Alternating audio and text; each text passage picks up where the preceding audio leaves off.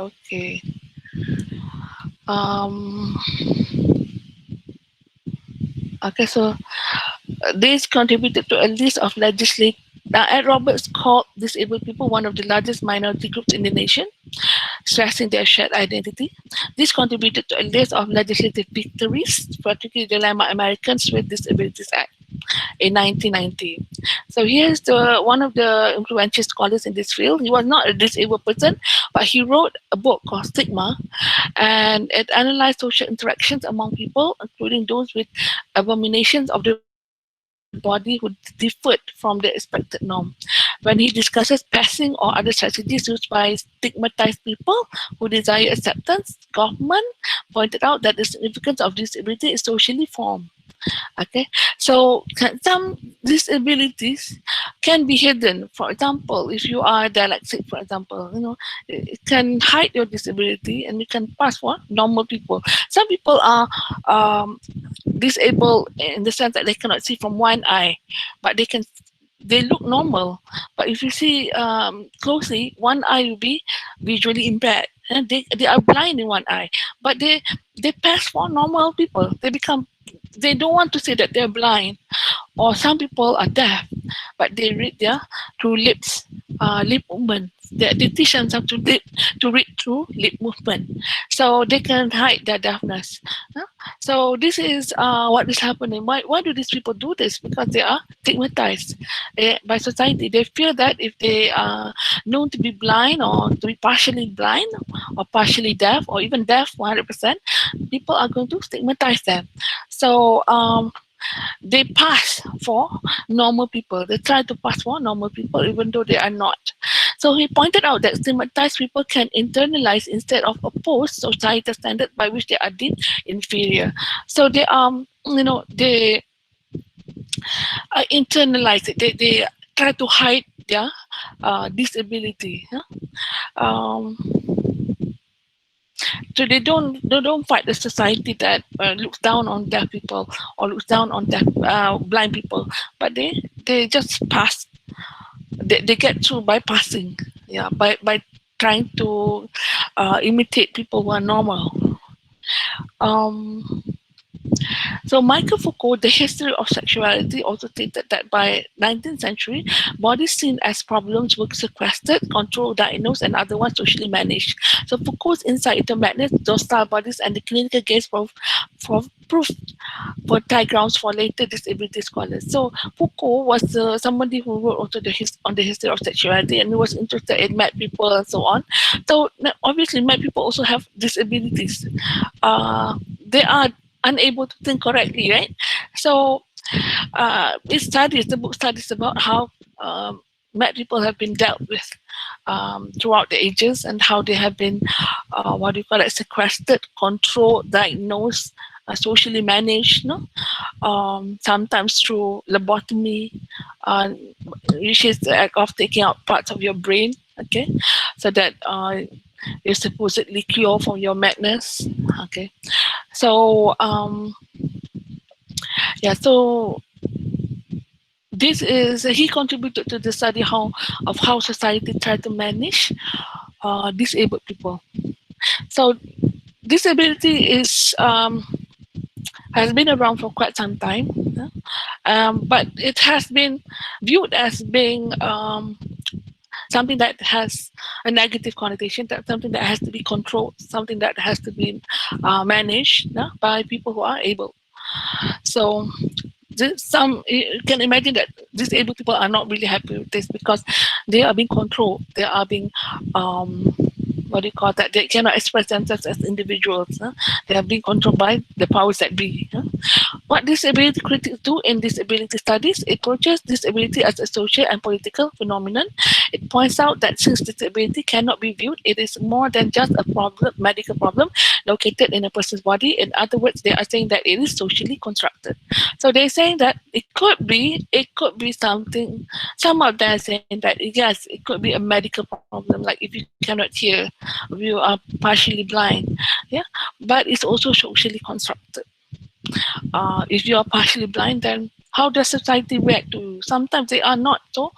What do you call that? They belittle you. You know, they um, they tend to oppress you more, because they know that you are not 100% able. So the medical model imbues disability with negative connotations through stigmatizing disabled people as damaged, inferior, and in need of rehabilitation or cure. So the medical model, if you look at it as strictly a biological thing, so you would try to you would see disabled people as being damaged or inferior. So disability theorists point out that disability is produced as much by cultural and environmental factors as by bodily conditions. This emphasis on social constructions are similar to those supported by post-structuralist feminism. So they're saying that everything is socially constructed. In their fight for equal rights, and these empowered groups have stressed attention away from material bodies to unjust ways society treats them. In claiming disability, Simelinton, for example, wrote a manifesto and the benefits of using the social model. First, it allows people to find a group identity despite their many differences. Now, this is looking at it as a social problem, disability, not with the disabled people, but with society itself. Um, they look at one person. For example, Simi Linton tried to group together disabled people, and they maintain that they have an identity which is disabled. It does this by refusing medicalization of disability, Linton writes, and arguing that it is the social and political circumstances that have forged us as a group. It presented disabled people as holders of rights. It allowed them to achieve victories at court for better access, inclusion, and protection from discrimination. So they can fight for discrimination if they have discriminated. For example, they say that they are partially blind and then they are fired because of that. They can sue the company, even though, especially if the blindness has nothing to do with the job that they are doing. So disability as social and biological construct. Other studies such as Sharon Snyder and David Mitchell advocated for a cultural model of disability that explores disabled people's bodies interacting with societies around them. Tobin Sieber's theory of complex embodiment positioned disability as a product of both the environment and the embodied factors such as chronic pain, secondary health effects, and aging. So he's saying that disability is also inclusive of chronic pain. If you are a normal person but you have chronic pain. Chronic pain means uh, a pain that lasts a long time. For example, you have, like myself, I used to have severe osteoarthritis. I have sakit sendi, but it says it's a long period of time. But you cannot say that I'm disabled. I cannot claim OQ cut, because I can walk, but I have chronic pain. I am chronic pain. So secondary health effects. If you have like if you have diabetes, for example, okay, so that's secondary health effects. And aging is when you get older. So all of this actually produce disability because you cannot do everything that a normal healthy person does. Okay, so um, it is both environment and bodily factors, according to the Tobin Siebers. Disability can be inclusive of these conditions. What these critics are calling for is for the field and policymakers to embrace an understanding of disability that includes biological as well as cultural aspects. So disability here is more than what these critics are saying. This disability should be more than OKU cut. Right now we have people who are OKU are given a cut, right? Yeah. So but people who have sakit sendi and all that, you cannot claim OKU cut because people or to the government. It's not clear to the government. So these critics are saying that be inclusive for disability, be inclusive for all people who experience some kind of disability, and hence they hope to break away the change between or break away the binding opposition between normal-looking people are disabled in that sense. So the American Disabilities Act 8 of 19 because they're saying that even normal-looking people are disabled in that sense.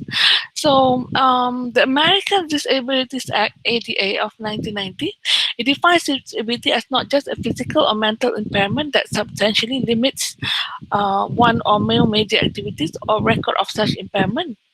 It's not just a physical matter. Okay, so it is ADA disabilities card also extend this to environmental um, effects of disability.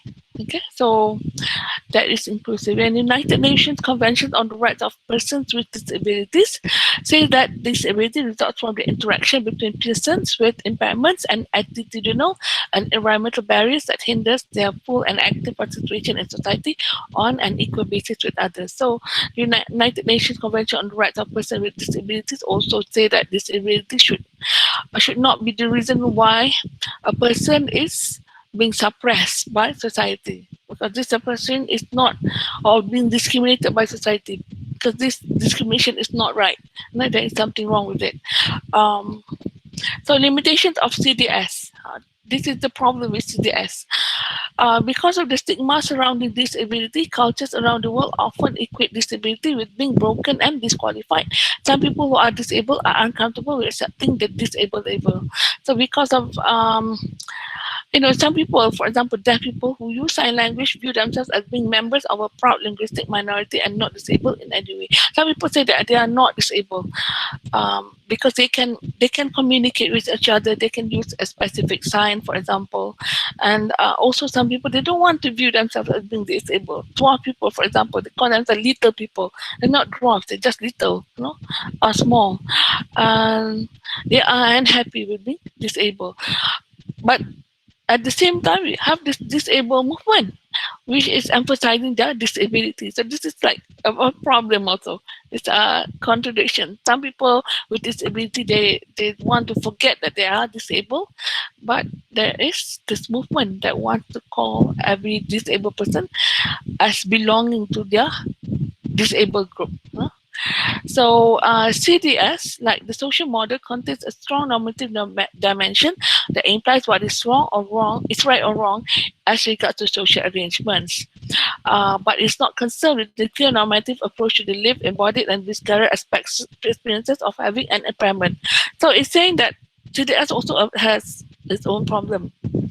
It wants to create a strong normative dimension that implies what is wrong and right as regards to social arrangement. It wants to be like to have rights for disabled people, and then to make name calling, for example, wrong, to make everything, um, to make how people view disabled people, um, to be less discriminatory or not discriminatory at all. They want to be treated like other people. They want to be treated well by society, but there is not looking at uh, other dimensions that are involving um, the disability, that happen to you when you are disabled. Because when you live a disabled person's life, you need the help of other people. For example, a blind person, for example, who want to do want to study at your age, that person will need somebody to read notes to him. So a disabled person cannot live like an able-bodied person, because they have problems with that. They cannot completely lead a normal life. So point 3, CDS failed to account for the economic basis of disability. The disadvantage related to disability is to a great extent a matter of economic injustice, and before this injustice can be corrected, we have to be able to identify those individuals and social groups that have been disadvantaged by social arrangements. So the CDS is just looking at the social basis of disability, saying that everything, the way disabled people is being treated in society has something to do with the what do you call that? The attitude that people have, the discrimination that they have, how they are discriminated. But it also important to realize that disability is also connected to economic injustice.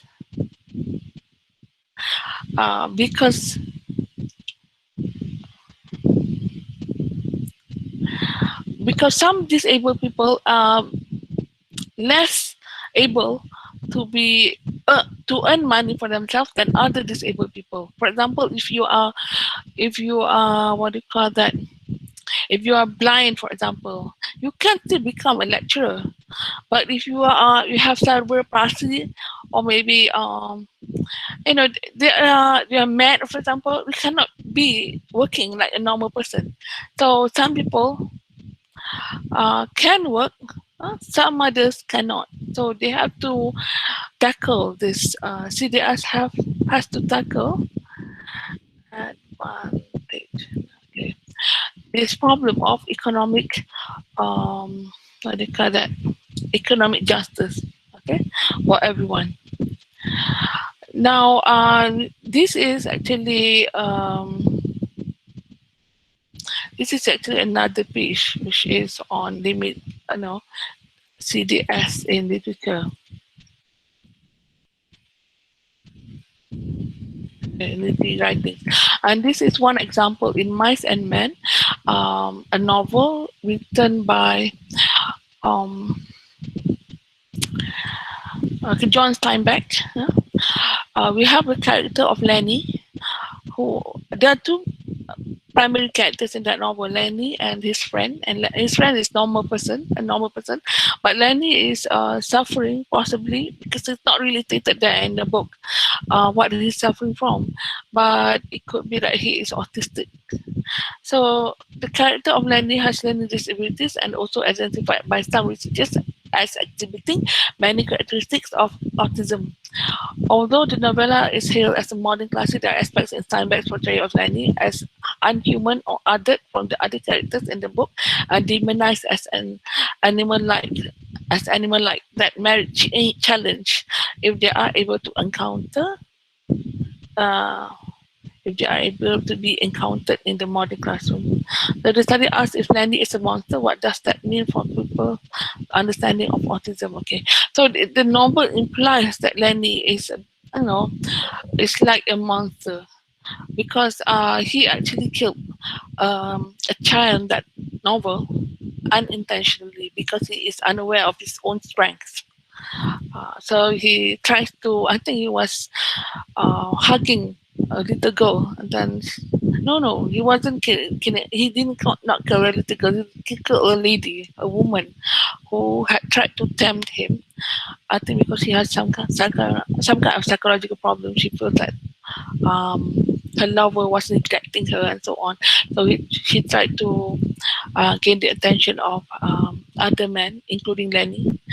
Lenny was somebody who is unaware of his strength, and he had a weak body and so on. So unintentionally crushed her body. Okay, so she dies in the novel. So Lenny is like a monster in that novel, but he's not a real monster. It's just a person who is not a normal person. It's disabled. So it considers the portrait of Lenny from within its origin in the eugenic movement in the 1930s. The effect of readers' sympathies with George is the funny reaction of the book and the more effect of the Bresno factor used in Texas to decide as prisoners to the ability to face the death penalty. Okay.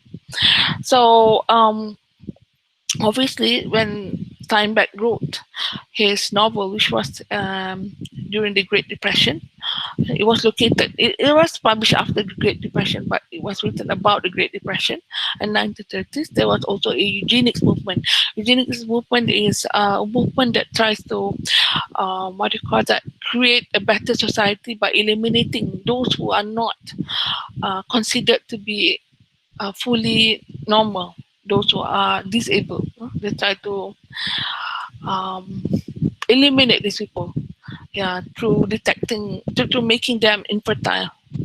Okay, so and through other things, other acts as well, medical acts. So article on the issue of disability in the Hunchback. Okay, there's another article talking about the Hunchback of Notre Dame by Victor Hugo, and then in that article, we have a discussion on the Hunchback. And if you have read Hunchback of Notre Dame, there is this Quasimodo character, right, who is disabled. Um, yeah, so at times the narrator, claims, the study claims that at times the narrator solidly blames Quasimodo misery on his non-normative body, making such statement as it is certain that spirit finds in a misshapen form, but at other times attributes the fault of the social to the social environment of medieval France instead. And the two selections from Notre Dame below, the social environment shaped the meaning of Quasimodo disability in two different ways. The first selection, in which Quasimodo is elected Pope of Fools for making the ugliest face at the Epiphany celebration, show how the social environment of the carnival greets the grotesque in Quasimodo body. The second, however, in which Quasimodo has just rescued the heroine Esmeralda for execution by the Kingsman, show how the altered social environment interprets his body as sublime. So, um, Quasimodo, for example, is and how society reacts to him is could be read as the way how society fashions the idea of disability. They can at times be accepting of it, and at times be um, considering it as subhuman. No? So this is, uh, and then this just bibliography, the bibliography or references. Okay, that's references. Okay, so now maybe you can ask me if you have any questions.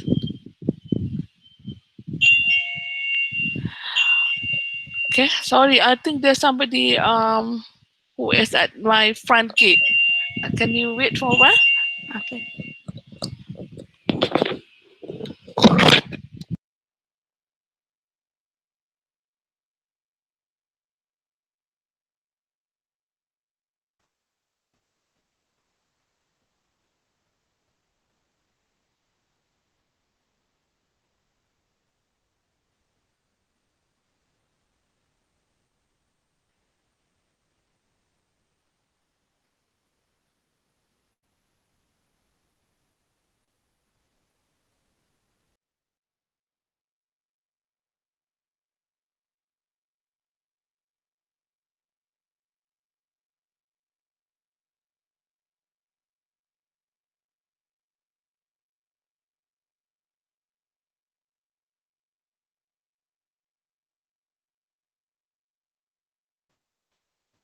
Oh yeah. Hey guys, the video, right? That one we submitted the same way we did with the blogs, right? We just make a WhatsApp list and put the links inside. Has anyone done that yet? We haven't done that yet, right? That WhatsApp list. Yeah, we haven't done that yet. Nope. If someone already finished with the video, just go ahead and share it so we can look at it. Okay.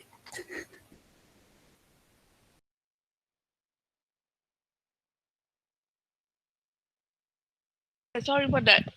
There was an interruption for um, somebody had delivered something to my doorstep, so I had to take the thing. So, anyone here has any question? Do you have any Doctor, question? what about mental disabilities? Yeah, mental The disability is one of them. advocates of CDS, right? Dyslexic is one thing, but the ones who are, bordering on insanity or like schizophrenia or people who deal with Yeah, those spiraling depressions or bipolar syndromes or Down syndromes, yeah, how that that is how that included. hmm, That, how that's included? yeah, they are also viewed as disability because um, they are not able to function fully as a normal person, right? Um, so they are disabled in that sense. Hmm. So the advocates of this disability studies, how do they, like, because people who are like, say, how about the totally insane, the one that are totally in the asylum? What does CDS say about that? That's the thing. I mean, that is viewed as disabled people, disabled, and they are. they're viewed very negatively by society. Mm. Obviously, mad people, right? If you call them mad people, you can call them mad people, but um, they are people nonetheless. They have before this we have people who Mm. are nyanyuk, right? Malay people they call their Mm-hmm. old people nanyuk, Mm-hmm. nanyuk, nanyuk, and all that. Mm-hmm. But and they say that it's because of your age, and you have grown old and you are useless. Uh, yeah, things like that. I mean, they are viewed very negatively. But the thing is, nyanyuk is a medical problem, and you cannot hate people who are nyanyuk, because they cannot control their Alzheimer. They have Alzheimer. They're nyanyuk, they have Alzheimer. That's part of the clinical gaze, then, isn't it? The Yeah, same way, the but same way, which is why we say if the person is disabled in any way, they don't have a limb or something like that. We say the person is tak sempurna, not perfect, but rather incomplete. Right. It's a yeah, very but clinical way of just reducing the person to this is a not complete human. they want, if you say somebody is incomplete or disabled or anything negative, you will have an attitude about them. You have a kind of like an idea about them Mm, that is not right. good, right? You have them, you think that they are inferior, you think that they are useless, and things like that. How do we reconcile that then? Like, say, because in Islam, even then, when we would say in Malay, you would describe the person as dia anggota badannya tak sempurna. Uh, so what? So why? It's inherent in the language itself, because Oh, then when you say the person is not complete, or because that's what it comes off as that's why we being. call them orang anak syurga, right? Oh Or yeah. anak syurga, right? Heavenly people, they will go to Oh. heaven because they are if they are mad, their madness becomes a source of Mm, goodness for them in that sense, because they right. get to go to heaven. They're not going to be accountable for their acts Mm. anymore, right? So I think Islam has provided us Or like the best the solution in that way, right? If they call anak mm, syurga, uh, right, right. So because of their test in life, they are exempt from a lot of things in worldly yeah, life, and they're basically called that's anak syurga. Back to this idea of anak syurga, they're called that because they want to mm, be. I think it's given a special label because the people who gave this label want the special people to be treated nicely by other people. right, right. It It's through no fault of their own. Then yeah. won't be the same if they're called cacat or kurang upaya. But anak syurga Mm, is like, mm, this person is going to go to heaven, and I don't know whether I'm going to heaven or not, but this person is definitely going to heaven, right? So this person is mm, special. Yeah, right. I think Islam How has provided the best solution. How about some depictions in local film, Doctor? Have you ever seen those, like some of the Malay dramas where you may have the stereotypical, like the sibling is autistic or Down syndrome and then they have to care for them. But in the some of the more extreme depictions, it's like it's dangerous because the person is unpredictable. And you have those cases where the ADHD Down syndrome guy goes off and rape the girl character, or in cases like that. Have you ever seen some of those? I've seen some of those, and in some cases it portrays that mental disability as being something as unpredictably monstrous. Yeah, anyway, that's the normal way. Mm. Um, yeah, So, right, what there's would a movie called CBS critics? Oh, yeah. there Sorry. is a movie called Sayang Talina a long time ago. It's an old movie. It talks about disability. The young woman who was mentally impaired, she was caged under her house. She Oh, was put in a cage under her house. So, yeah. So it could be that Malays also have this very negative, okay, very yeah, Aisha negative 50 Cent. Also, way yeah, of that one I know. Aicha 50 cents. So what do you mean by 50? 50 Cent, 50 Cent. It's she's this. Is she Down syndrome? Now she has some mental disability, but 50 Cent is what she likes to say. 50 Cent, she'll ask for it and things like that. But across the movie, she gets manipulated and raped as well because of her impairment. She gets used. Oh, okay. Oh, okay. I don't know that movie. Uh, Then, right, Doctor, would an ideal depiction be like for CDS, right? How about X-Men? Professor X is disabled, but he has like the most powerful he thing. he's not disabled. He's mutant. He's a mutant. Yeah, but he's physically disabled. Anyway, He yes, can't I can say walk. that it's not normal. Yeah, it's disabled. But the movie is about. It's not about disability. It's about people who are strange and different. Mutant. But the portrayal is there, Yeah, isn't it, in a way? Because out of all the mutants, out of everybody, the leader is the one who can't walk, and the leader is the one who's on a wheelchair, and he's supposed to be one of the most powerful mutants. yeah. Maybe you can link this This, to difference, the idea of difference, you're being different and then you've been treated, you've been discriminated against by society. So there is some similarities that it has to be normal to be accepted, right? It cannot be more, it cannot be less than a normal person. The mutants are definitely normal, more than normal. So yes, she, it's a study mm, on stigma. Yeah, how do you mm. stigma? Doctor, how do we address that? Just now you were talking about how some little people they don't like to be called disabled, Yeah, and so on the other side you have some people who are trying to these very academic-minded people who want to study it, and so they apply this broad umbrella term. And some of the people who are placed under that term they don't like it themselves. Why are you calling me disabled? I'm not disabled. But then the people who study it just sort of impose that label. How do we? Is there a yeah. conflict there? I feel like. Yeah, no, look, people they are different from each other. Some people who are react about their disability in different ways. Some people accept that they are no. Some people they want to fight for their rights. Some people want to pass for normal people. They don't want to fight. They want to pass for normal people. Yeah. So we have this various reactions from different people about.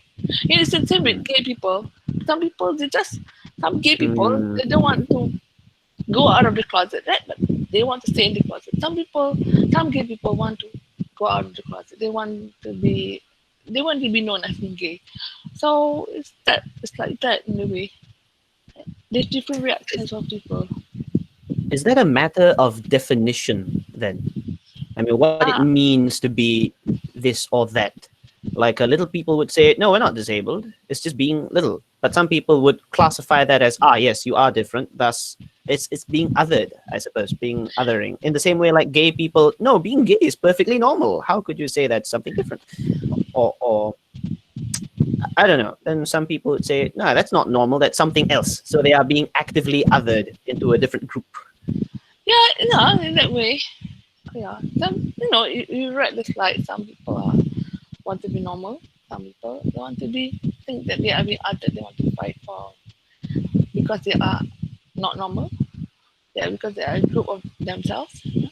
Mm, So you know, normal people, many people, right? It's really hard to classify everyone under one group, or because people are different. They are different from each other. And anyone else has a question? Does anyone here have any question? No. Uh, the limitation, doctor, the economic mhm. limitation just now. So you mean to say that the people who study this, they don't really take into account, yeah, that whole thing. A dyslexic person is going to get a job easier than a blind person. They don't really look at that, do they? uh, They like just look when at we talk social about economic, arrangements. Is that what you were saying before? yeah, when talk about economic equality, you look at feminism. Women are trying to fight for having the same. They want to have the same wages as men do. Okay, so they are fighting for economic equality, but you don't get that in CDS. So because the people who fight for disabled person, they're just fighting the social stigma that they are everyday exposed to, but they're not fighting for wages, for example, to have Mm, the same type of wages as able-bodied people. Maybe it's good to to to have a look at this, whether disabled people are really paid less than normal people. You can study this, because there are people who are blind. They're working as lecturers. I know one person was blind, who is blind still alive, and I think he gets the same salary as an able person. But I'm not really sure. I think so. I think I don't know. You have to look at the not at government jobs when you talk about salary differences. You have to look at jobs like actors. A few months Mm. ago, maybe last month or something like that, somebody produced a movie. Somebody from Pahang, I think, they produced a movie that was shown on Astro View, and it had disabled actors in it. And he made like a few. I think he made 2.5 million or something like that. Uh, on after screening it for 4 days, he made it. I think if you've read this, you will know, right, what I'm talking about. But a few of these actors are disabled, so people are interested to know how much did he pay this disabled people who acted disabled friends. He Mm. claims that they are his friends, so they want to know whether the disabled people are paid very, you know, as equally as the able-bodied person or actors.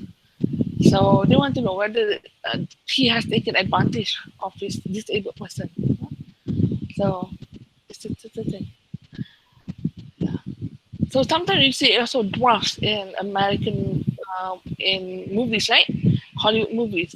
Well, you Oh, wonder whether they are paid equally. So yes. yeah. Do you as students?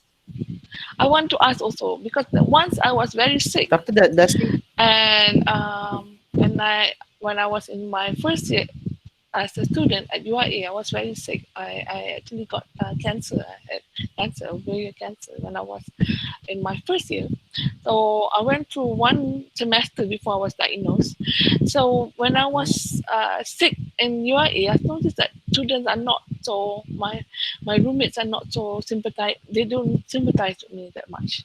They think that I'm a burden to them. Because I was ordering food from them to buy for me because I was feeling weak. I was feeling feverish at that time. And I saw Oh dear. a documentary also about a lady who is now working at UKM and who is teaching disability studies, who got a degree in this field. And she actually had cancer before she entered UIA. And when she entered UIA, she was faced with many types of discriminatory attitude from the students. They were stigmatizing her and so on. So I was wondering whether students like that exist actually. The undergrads you feel less sympathetic to disabled people, disabled friends. You see, a few years ago there was also a guy from Com who had no legs, right? He had legs or something. I think he had legs, but I don't know. Maybe he doesn't have any legs. He went about. He what do you call that? He went around UAE with his wheelchair.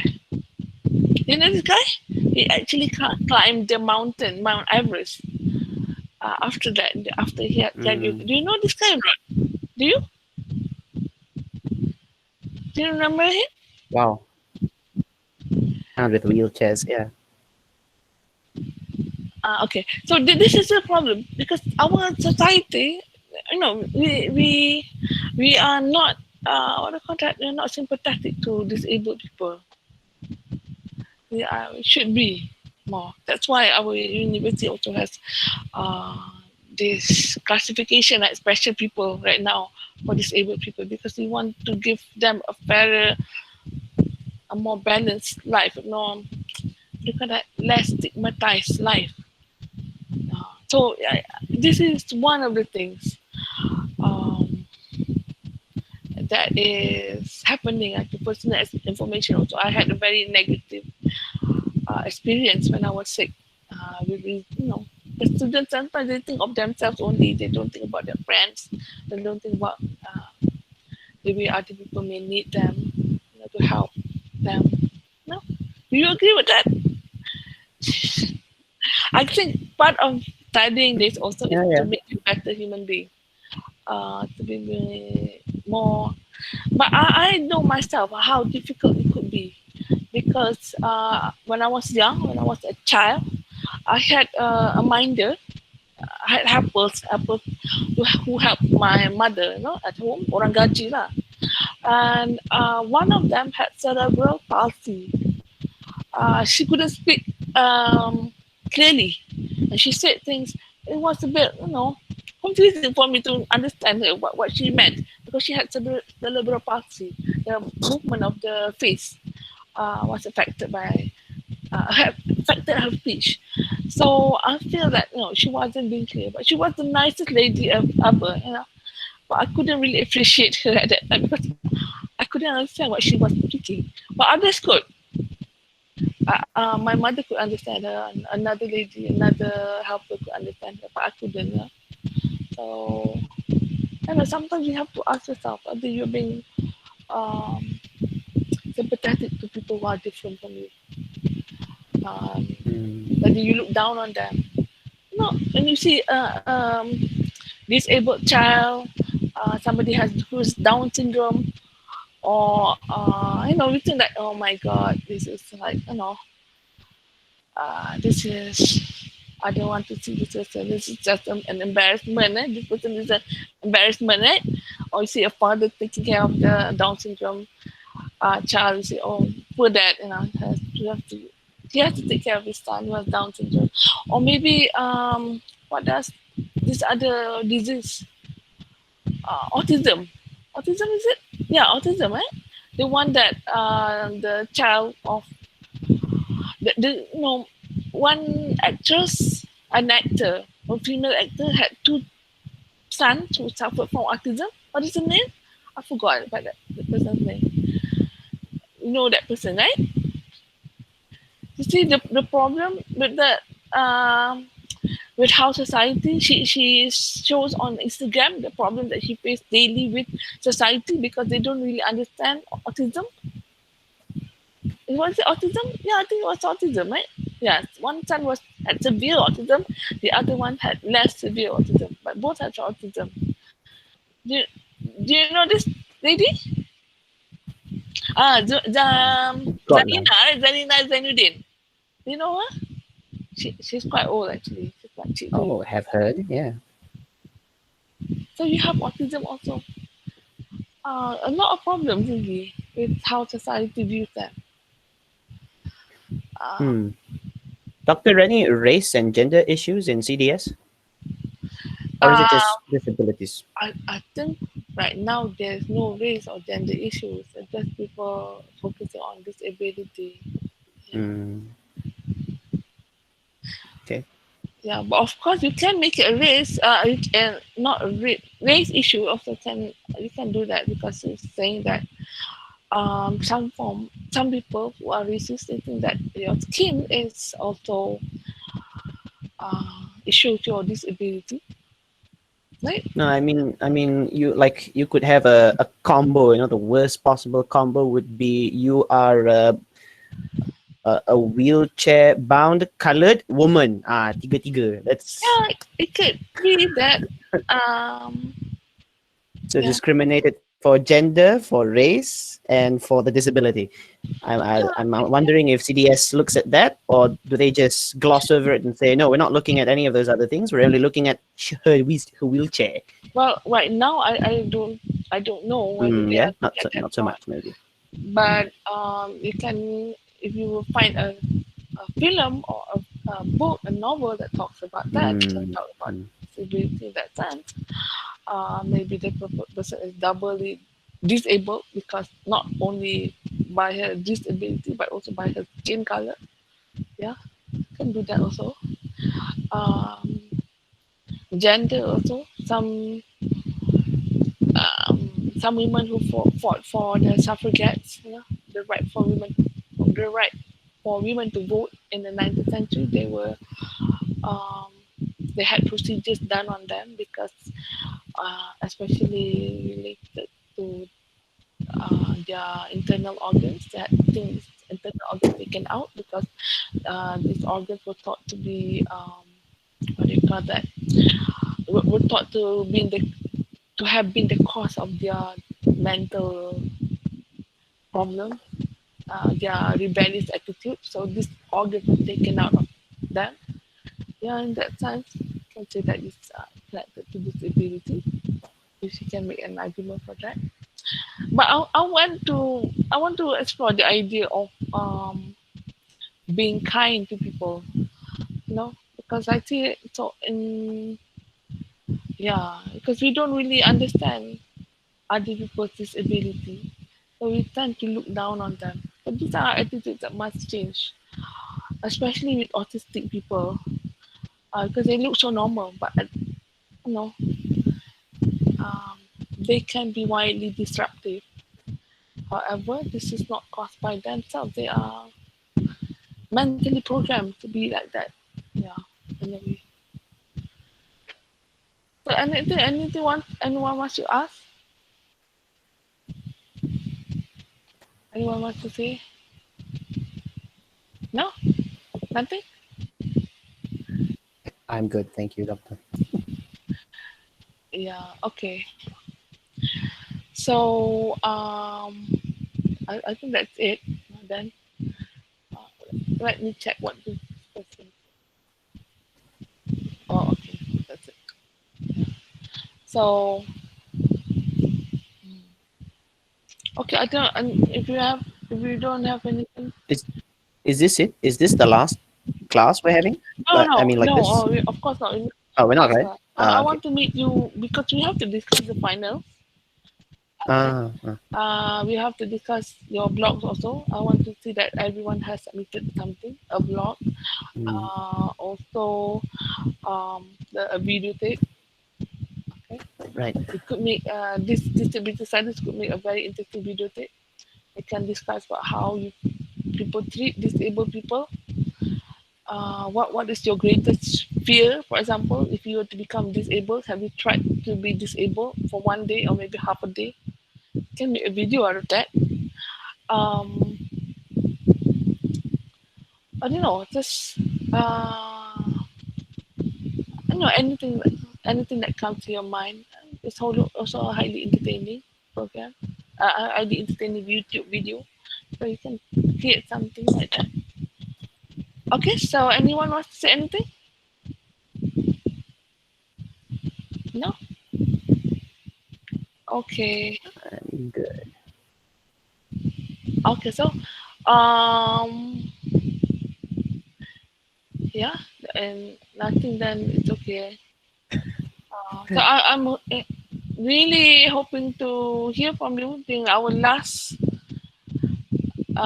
few days. Okay, I don't know whether it will be our last day, in our next class or not. But hopefully, what we can go through some of the lessons. If you have any problem, you can mention them in the last few days. Okay.